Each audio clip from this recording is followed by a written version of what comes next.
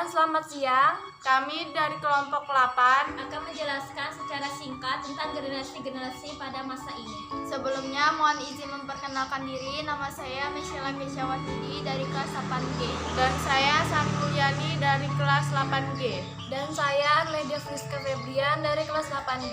Dan nama saya adalah Friza Pranaka. Jadi teman-teman, sebelum kalian lanjut video ini, bagi kalian yang belum like, langsung like ya. Dan jangan lupa buat subscribe. Dan jangan lupa share di seluruh sosial media kalian agar bermanfaat bagi orang lain. Dan nonton sampai habis ya. Banyak sekali remaja-remaja yang melakukan kegiatan lainnya yang bersifat negatif atau buruk. Dan berikut contoh-contoh kegiatan generasi saat ini yang buruk. Balap liar biasanya dilakukan dengan menggunakan kendaraan roda 2 atau roda 4 seperti motor dan mobil.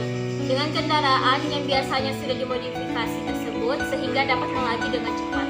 Rata-rata balapan liar dilakukan pada jam-jam malam seperti jam 11 hingga menjelang pagi dengan cara menutup jalan yang akan dilewati oleh pembalap liar tersebut.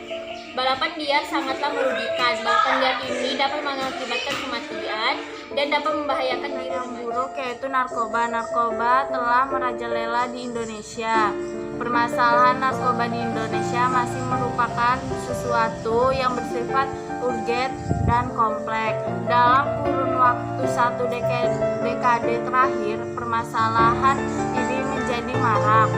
Perilaku sebagian remaja yang secara nyata lebih jauh mengabaikan nilai-nilai kaidah dan norma secara hukum yang berlaku di tengah kehidupan masyarakat menjadi salah satu penyebab maraknya penggunaan narkoba di kalangan generasi muda. Dalam kehidupan sehari-hari di tengah masyarakat masih banyak dijumpai remaja yang masih melakukan penyalahgunaan narkoba. Kurangnya pengawasan orang tua terhadap anak juga menjadi salah satu penyebab penyalahgunaan narkoba. Salah pergaulan atau terjerumus ke dalam kehidupan yang kurang baik juga menyebabkan remaja menjadi masuk ke dalam lingkungan narkoba. Yang kedua yaitu miras atau minuman keras. Hanya akan memberikan dampak negatif bagi tubuh. Namun, penikmat minuman haram ini makin lama semakin banyak. Bahkan, kini kaum remaja lah yang paling mendominasi. Mungkin awalnya hanya coba-coba, atau jika tidak minum, akan dianggap cemen oleh teman-temannya. Namun, karena hal inilah yang menyebabkan mereka kecanduan dan menghalalkan berbagai cara untuk mendapatkan minuman tersebut. Sekarang, para penikmat minuman keras juga sering mengoplos minuman keras atau yang lebih dikenal dengan miras oplosan. Kecanduan games online. Game online juga berdampak pada kondisi fisik dan psikis anak-anak muda. Selain ada bertindak impulsif, para pecandu games online akan mengalami penurunan fokus saat mengerjakan sesuatu, sehingga hal itu akan berdampak pada prestasi atau produktivitas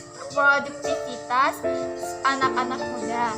Terkadang pun emosi mereka juga tidak stabil, bahkan sampai ada dari mereka yang antisosial.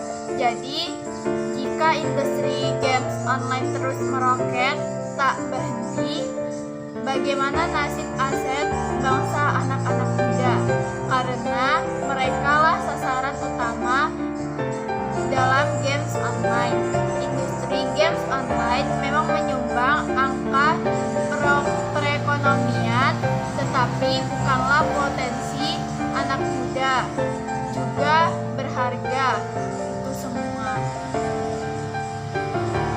Jika industri games online terus meroket, mereka adalah cikal bakal kemajuan bangsa ini. Apakah games online cukup lantas menghilangkan peran para pemuda sehingga generasi penerus diusai? Itulah seharusnya mereka lebih produktif. Tetapi apakah di usia itulah seharusnya mereka lebih produktif? Akan tetapi apa produktivitas anak-anak di masa muda semakin berkembang karena games online. Jadi teman-teman, ini adalah salah satu atau tips untuk menjadi generasi milenial yang bermanfaat. Jadi yang pertama, temukan teman dan menjalin hubungan yang berharga. Internet menjadi bisnisnya, yaitu selalu berdoa dan dekatkan diri kepada Tuhan Yang Maha Esa. Dari kami, Semoga vlog ini bermanfaat bagi kalian. Semoga banyak kalian yang pada tobat semua ya di sini. Ya. jadi wassalamualaikum warahmatullahi wabarakatuh.